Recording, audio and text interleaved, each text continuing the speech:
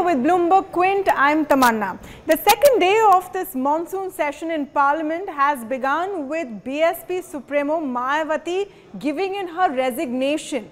We here are trying to understand what was the story behind the resignation and why this happened. But before we start, let's tell you what exactly happened. Bahujan Samaj Party Chief Mayawati rose to speak at the start of the session this morning about Dalit atrocities, referring to a recent incident in Saharanpur, Uttar Pradesh. She was, after 3 minutes was up, asked to sit down and stop her speech. Mayawati then said that she was being stopped from putting across her point of view and speaking about the Dalit community that she represents, and hence she will resign. After this comment, she walked out of the Rajya Sabha and a few hours later stuck to her promise and did indeed put in her resignation, saying that her voice was being muted and she wasn't afraid of fighting elections and coming back in the Lok Sabha. So now what does all of this mean and what's the real story? To understand more, we are joined by Neerja Chowdhury. She's a senior political commentator and columnist. Thank you so much for joining us on BloombergQuint, Neerja ma'am. If you can start by explaining to us why suddenly out of the blue, because most people watching must be wondering what happened today. Why did Mayawati stand up today, speak about a certain subject and then walk out? It's not the first time people have been stopped from speaking as much as they want. I think it's been clear that Mayawati is fighting with her back to the wall. She was reduced to nothing in the 2014 Lok Sabha elections from Uttar Pradesh. Then she lost badly in the recently held elections to the UP Assembly. And her Dalit base has been shifting to the BJP. The non-Jatav, she belongs to the Jatav community where she's had a grip over this community. The non-Jatavs anyway had veered around over the years towards the BJP, but even a smattering of the Jatavs have been moving towards the ruling party. So this has caused her immense worry. Now her Rajya Sabha membership comes to an end in April next year, and she has very little chance of getting re-elected to the upper house, and the Lok Sabha elections anyway will be held 2019.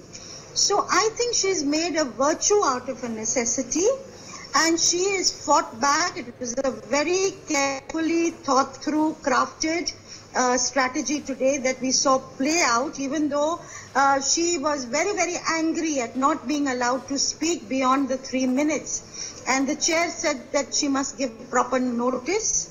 And she said no, she wanted to speak about the atrocities against her community, and the chair was trying to stifle her voice. Therefore, the message that goes out from today, from Parliament, is that Mayawati stood up for her community, the Dalits, and she was not allowed to speak out on their behalf, and that is why she has put in her papers. And that is that could be a very politically potent message. So she has played her cards well today. Now what impact it will have remains to be seen, but there is a growing restiveness amongst the Dalits, particularly after certain recent incidents of violence. You know, Rohit Memula committed suicide. Right. Then there was the Una incident. No, I just want to jog back to the April 2018 part of it.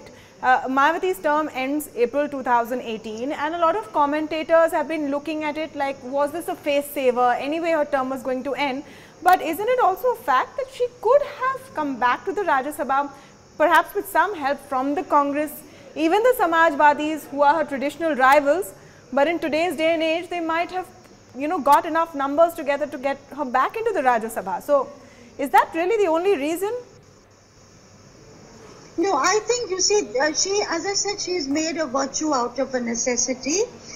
Certainly, she would like opposition unity. She's voting with the opposition both on the presidential candidate as well as the vice presidential candidate. But she knows that she needs to strengthen her own ground first before moving to other parties in opposition.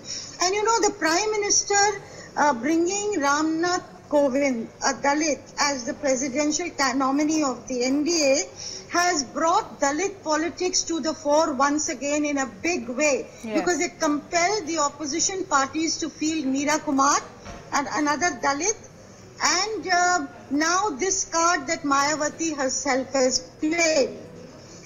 And as I said, it is because the Dalits are very restless all over the country. That is a community where the opposition could have traction. And if you combine their numbers with the minorities who are also feeling beleaguered, and if you combine their numbers with the farming communities in different parts of the country, with farmers committing suicide, as well as violence against them in Mandsaur and some other places, then the opposition is looking at a vote base of farmers plus minorities plus Dalits, which I said could be, could have traction in some parts of the country. Okay. But anyway, let's see how it all pans out politically. Yeah. No, so the interesting part is that Mayawati, of course, has 18 seats in the BSP, has 18 seats in the UP Assembly, which is not enough to get her back in the Rajya Sabha.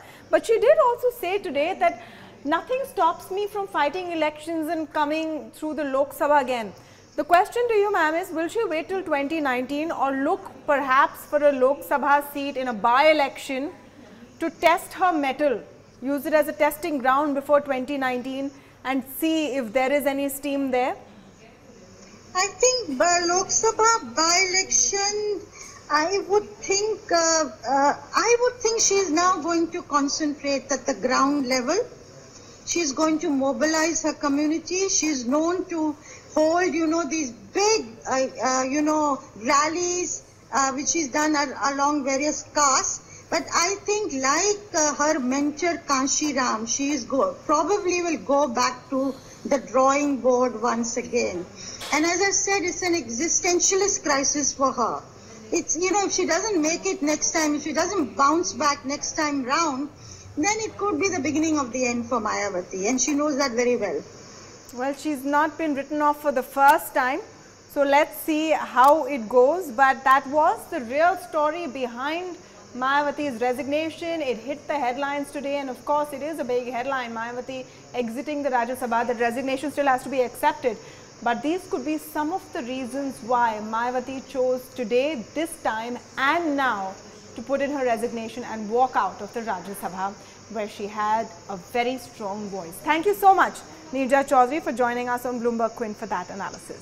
Thank you. Well, that's it for now, but stay tuned to BloombergQuint for all the latest in politics and the real story behind those political headlines you see every day. Thank you for joining us.